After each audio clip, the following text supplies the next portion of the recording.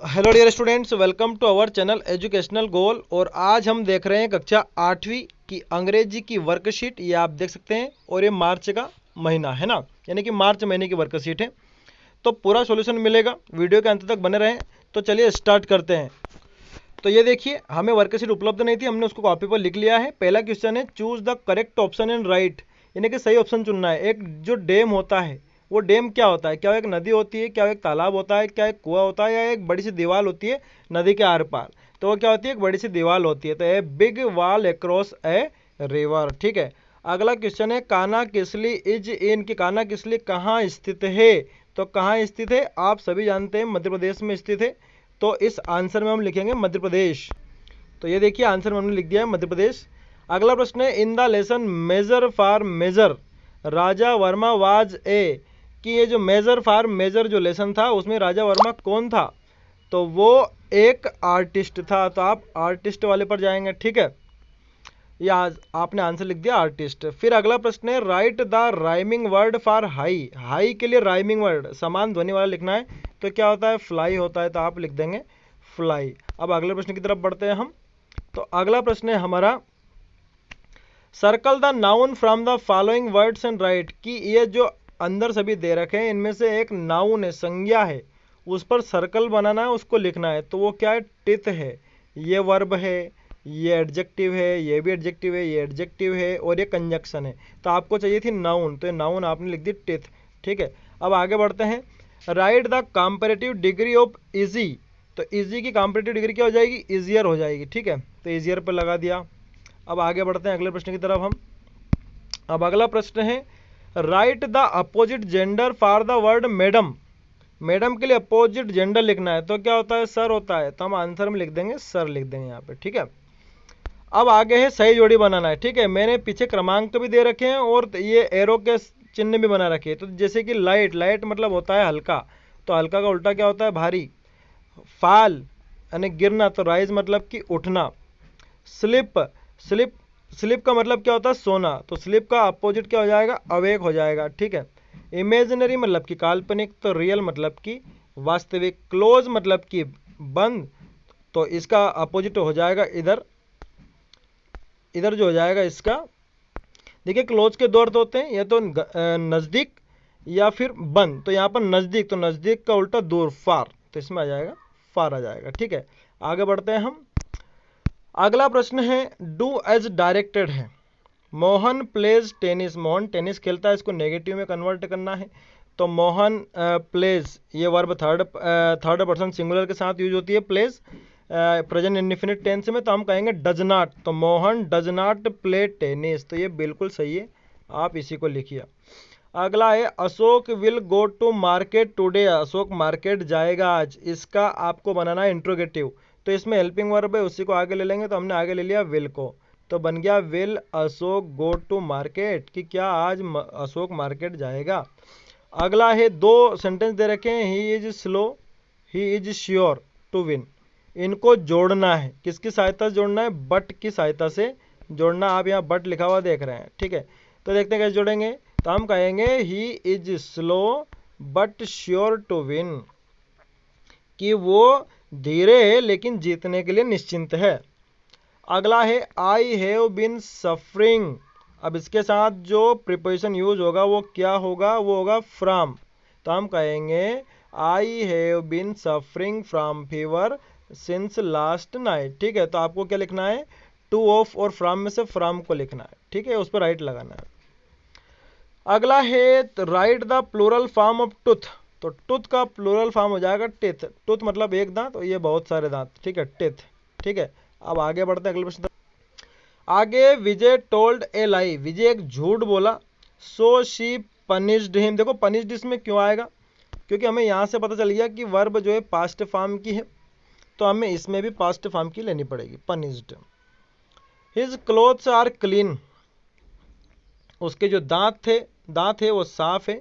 ही इसमें आ जाएगा वाज्ड। देखिए, क्योंकि उसने कल ही दांतों को साफ किया है, कल यानी कि पास्ट की बात, तो आप लिखेंगे वाज्ड। ठीक है, आगे है, यक्ष वाज हाईली प्लीज्ड। देखो यक्ष सिंगुलर है, तो उसके साथ वर्ब भी क्या आएगी, सिंगुलर ही आएगी। तो आपको क्या लिखना पड़ेगा, वाज, कि यक्ष बहुत ज़्यादा खुश था।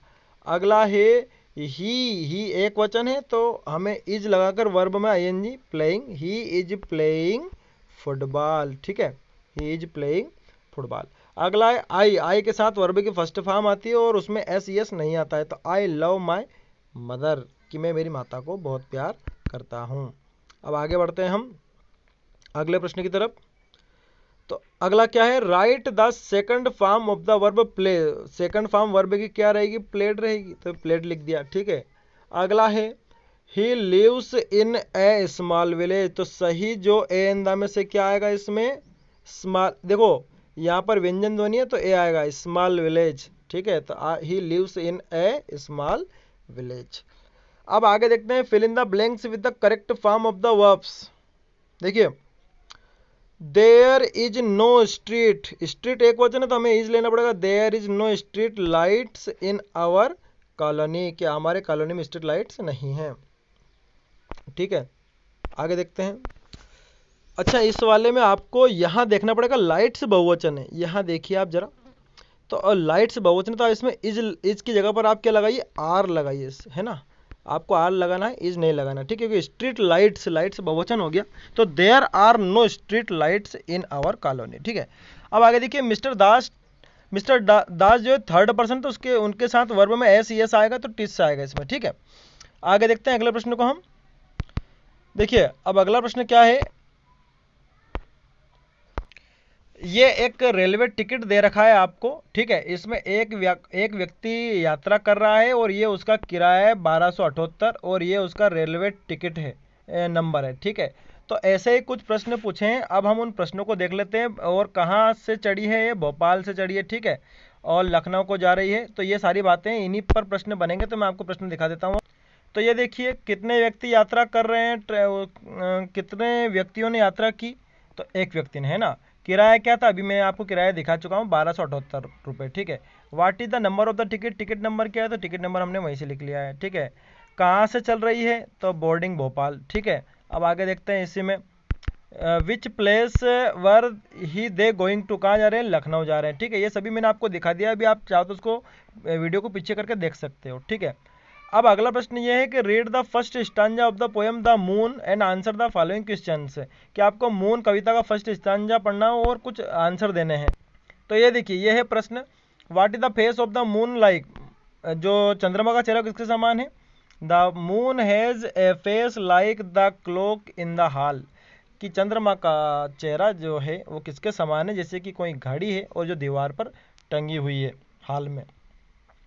अगला, give two rhyming words each for, उसी पार्ट से राइमिंग वर्ड समान ध्वनि वाले बताने। तो हाल का वाल है, फाल है, नून का मून है, माउस का हाउस है, ठीक है, उसी पार्ट से हमने लिए हैं।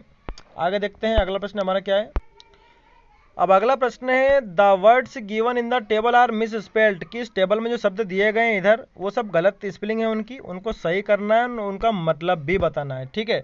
तो मैं आपको बता देता हूँ सीधा, ये देखिए स्पेलिंग कौन कौन सी है, स्ट्रिक्ट ये स्पेलिंग गलत है, ये सही है। मिशन की स्पेलिंग में डबल एस आता है। इंटरेस्टिंग की स्पेलिंग ऐसी होती है, ये सभी क्या है, ये रॉन्ग है। इंस्पायर की स्पेलिंग ऐसी नहीं होती है, ऐसी होती है। एंटायर की स्पेलिंग ऐसी होती है। अब इन सबके इधर अर्थ बता दिए कि स्ट्रिक्ट मतलब सख्त होता है, मिशन मतलब अभियान होता है, इंटरेस्टिंग मतलब रुचिकर होता है, इंस्पायर मतलब प्रेरित करना होता है, और एंटायर मतलब संपूर्ण होता है, ठीक है। आप इसको ऐसा कैसा बना लें। अब अगले प्रश्न तरफ हम बढ़ते हैं। अब अगला प्रश्न है, read the clues given below and circle the words given in the puzzle, कि आपको क्लूज पढ़ने और जो आपको जो पहली मिली उस पर सर्कल करना है, ठीक है। तो क्लूज क्या क्या है, यही है कि जहाँ पर चीज़ें बेची जाती है वो क्या होता है, मार्केट होता है। एक बड़ा सा पतला सा एक बैग जो हवा भरने पर फूल जाता है उसको आप बोलते हो बैलून बोलते हो। एक गाड़ी जो कि 2 या 4 पहिए की होती है, जो घोड़ा जिसको खींचता है उसको हम बोलते हैं कार्ट, CART, ठीक है। A thread used to tie the balloon, एक धागा जो बैलून को बांधने काम आता है उसको हम बोलते हैं स्ट्रिंग बोलते हैं, ठीक है। तो ये कुछ हैं, एक लास्ट वाला तो उस लेसन का नहीं मिला भी नहीं हमें, हालांकि हमारे पास वो पहले भी नहीं है, लेकिन हमने आपको बता दिया कि ये हैं। Thanks for watching this video.